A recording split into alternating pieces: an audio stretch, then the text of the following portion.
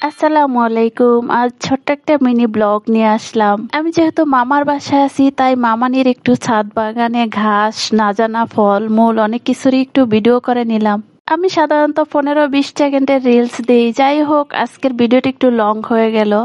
ছাদে বেশ কিছুক্ষণ হাঁটাহাঁটির পরে রুমে এসে দেখি আমার ভাইয়ের বউ নাস্তার আয়োজন করতেছে। মামার বাসায় এসে এতটাই আনন্দে আছি আমি ভিডিও করতে মোবাইল ধরতে ভুলেই যাই। তো আমার ভাইয়ের বউ ভাজি করতেছে, আমি বলতেছি একটু ভিডিও করব, বলে আপু করেন সমস্যা নাই। তো আমার ভাইয়ের বউ ভাজি রান্না করে রুটিও সেকে নাস্তা রেডি করে আমাকে ডাকাডাকি করতেছে, আপু নাস্তা খাবেন না, নাস্তা খাবেন না। আমি বললাম হ্যাঁ অবশ্যই খাবো, আগে ভিডিও তারপরে নাস্তা খাবো। এটা শুনে অনেক হাসাহাসি করলো। যাই হোক ও নাস্তা রেডি করে আমাকে ডাকাডাকি করতেছে আর আমি নাস্তার প্লেট নিয়ে বারান্দায় এসে একটু ভিডিও করে নিলাম।